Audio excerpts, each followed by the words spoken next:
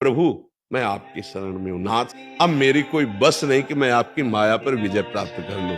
और देखो हृदय की बात बताए, बातें चाहे जितनी बना लिया जाए, सच्चाई की तुम्हें बात बता रहे, अगर डट के 24 घंटे सावधानी पूर्वक भजन नहीं है तो माया थप्पड़िया के रौंद देगी, कोई भी हो। इतना बात समझ लेना, इसका मतलब होता शरणागति। ये समझ ना, ये जब एक को गोली बंदूक में नहीं बजती है ना, तो डकैत क्या करता है, क्या करता बंद हाँ सर मार ला ले ये है ना, जिसे हम शास्त्रीय भाषा में शरणागति कहते हैं, उसे आप अंग्रेजी में सरेंडर, सलेंडर की सरेंडर क्या अंग्रेजी ले आती सरेंडर।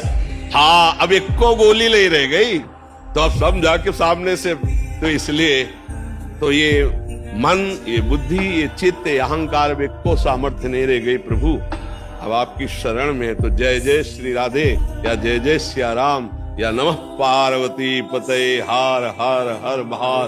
तो ये जो है ये हमारी शरणागति का प्रतीक है। और हम जिस इष्ट के आराधना में लगे होते हैं हम उनकी जय जयकार करते हैं जहां हम लगे होते हैं। तो ये शरणागति का प्रतीक।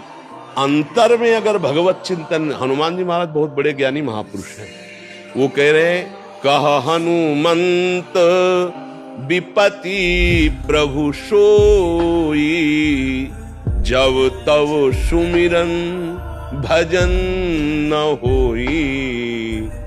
जिस क्षण आपका भजन छूटा उसी क्षण माया उसे विपत्ति में फंसा देगी, कोई ऐसा कार्य करवा देगी, जलता रहेगा हृदय भगवत स्मरण। और हम सबसे कठिन अनुभव कर पाए हैं जीवन में कि निरंतर भजन करना सबसे कठिन बात है। प्रवचन कर लेना, खूब फैला लेना, समाज जोड़ लेना, ये सब सरल है, लेकिन मन को एकाकार करके निरंतर प्रभु में लगाना ये सबसे कठिन बात है, ये सबसे कठिन बात है। इसीलिए सब रास्ते खुल जाते हैं लेकिन ये रास्ता नहीं, और ये नहीं खुला तो भगवत प्राप्ति नहीं हो पाती। क्योंकि मन का कार्य है संकल्प विकल्प करके भोगों में जाना, तो आपकी विद्वता मन को नहीं रोक पाएगी, आपकी प्रवीणता, आपका नाना प्रकार का वैभव, आपका नाना प्रकार की कलाएं मन को नहीं रोक पाएगी। मन को रोकने के लिए कृपा निधान भगवान का भजन चाहिए। अगर भजन नहीं, पक्की बात समझ लो, तो नाटक भले हो जाए सच्चाई नहीं आएगी। हाँ नहीं आएगी। अगर भजन की आनंद वृत्ति है कि तो बहुत जोर का।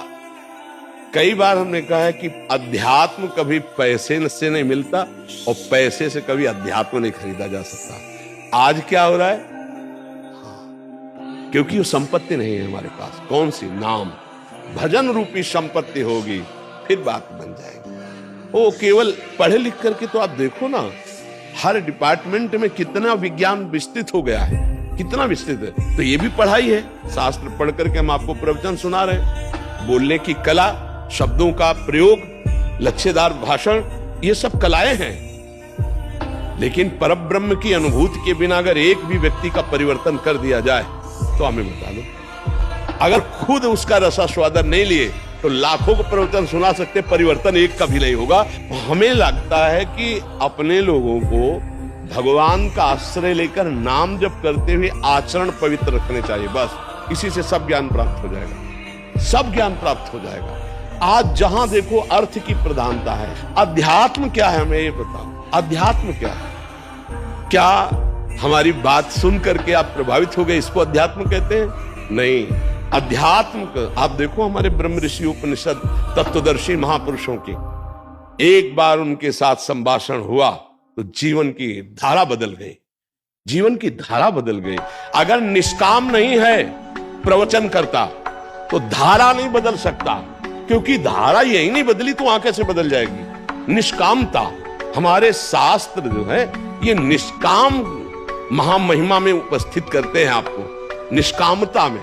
हम लोग सकामता में फंस गए हैं। आज जो अभी हमें उपदेश मिल रहे हैं वो घुमाकर शास्त्रों का अर्थ बदलकर सकामता की तरफ ले जाया जा रहा है। किसकी सकामता? आपकी कामना की पूर्ति होगी ऐसा प्रलोभन, और जिससे हमारी कामना की पूर्ति होगी वैसा प्रलोभन। कई तरह की ऐसी धारणाएं बनती चली जा रही कि सत्य वस्तु क्या है, भगवान क्या है, भगवत प्राप्ति का स्वभाव स्वरूप क्या है, ये सब ढकता चला जा रहा है।